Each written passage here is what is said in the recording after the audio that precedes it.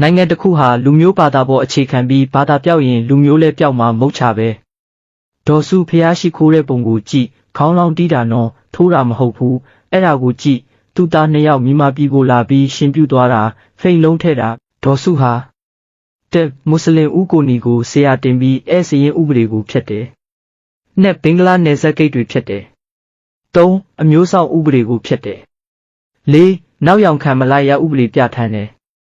5သူတို့အစိုးရကိုမဝေဖန်ရဲအောင်ငြိမ်းစုစီဥပဒေပြဋ္ဌာန်း6နိုင်ငံသားကလေး2ယောက်နှုန်းမွေးစားခွင့်ဥပဒေပြဋ္ဌာန်းကွင်းစကလားတွေမွေးစားဖို့ကွင်းပိတ်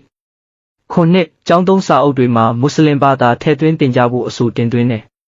10ဘာသာပေါင်းစုံအတူရှင်တွဲနေထိုင်ရေးဟောပြောပွဲတွေကိုပြည်သူငွေတွေနဲ့အကုန်ကြခံလုပ်တယ်Facebook ကိုပြည်သူငွေတန်း6000ကျော်နဲ့သူတို့နိုင်ငံရေးပါတီရဲ့အသုံးချခံဖြစ်အောင်ဝယ်တယ်10မွတ်စလင်ဘင်္ဂလီတွေကိုရှေ့တန်းတင်ပြီးစားဝတ်နေရေးအားလုံးကိုအရှမ်းပဲကူညီတဲ့ရခိုင်တိုင်းရင်းသားစစ်တွေကိုတပ်ဖြတ်မိရှုပြီးထွက်ပြေးတဲ့ဘင်္ဂလီတွေပြန်လာရင်နေဖို့အိမ်တွေဆောက်ပေးတယ်17မွတ်စလင်ညီအကိုများတမကကိုတရားဝင်ဖွဲ့စည်းခွင့်ပေးတယ်12ဗလီတွေမို့လို့ပေါက်အောင်စောက်ခွင့်ပေးတယ်ဗုဒ္ဓဘာသာဘုန်းကြီးကျောင်း280ကျော်ကိုတော့ဂရမ်မရှိလို့ဆိုပြီးဖျက်ဆီးတယ်13အမျိုးဘာသာသာသနာဆောက်ရှောက်ရေးအသင်းမဘာသာကိုဖျက်သိမ်းတဲ့ဗုဒ္ဓဓမ္မပရဟိတဖောင်ဒေးရှင်းကိုတရားမဝင်ဘူးဆိုပြီးကြေညာတယ်တန်ခါချင်းရန်တိုက်ပေးတယ်14မွတ်စလင်ဘင်္ဂလီတွေကိုတနိုင်ငံလုံးတွာလာနိုင်အောင် MVC ကတ်တွေထုတ်ပေးတယ်နိုင်ငံသားကတ်တွေခိုးထုတ်ပေးတယ်15ဗုဒ္ဓဘာသာတရားဟောခွင့်တွေကိုအစဉ်စဉ်တင်ပြခိုင်းပြီးအခွင့်အရေးမှဟောခွင့်ပေးတယ်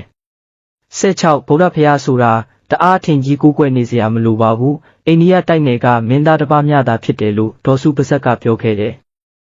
19တိုင်းရင်းသားလက်နက်ကင်တွေကိုငြိမ်းချမ်းရေးလက်မှတ်အလင်းစလုံးမထိုးကြဘူးပြောတယ်18ဗိုလ်ချုပ်နဲ့ပြည်သူကိုစီးရုံးလှုပ်ရှားဖို့ဗိုလ်ချုပ်ကြေးရုပ်တွေနေရာအနှံ့ထုလုပ်တယ်ငွေတွေတောက်လဲကုန်တယ်ဗိုလ်ချုပ်ပုံငွေဆက်ကူထုတ်တယ်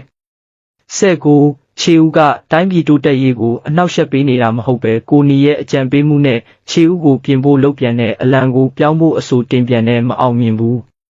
20ဘာမှမလုပ်တတ်တော့အရင်လူတွေကိုလက်ညှိုးထိုးအပြစ်ပုံချတယ်21နိုင်ငံငွေတွေနဲ့နိုင်ငံသားအကြံပေး90ကျော်ငားတယ်22ပြည်သူလေပင်ကိုနင်းပြီးအခွန်တွေနင်းကန်လိမ့်ကောက်ခဲ့တယ်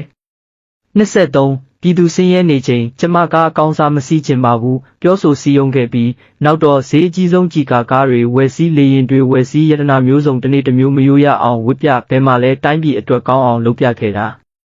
အော်ရွှေတကုံဖျားရွှေခွာတာရောတိလိုက်ကြသလားဟုတ်ကဲ့နားထောင်ကြည့်ရှုပေးတဲ့အတွက်ကျေးဇူးအများကြီးတင်ပါတယ်ခင်ဗျာ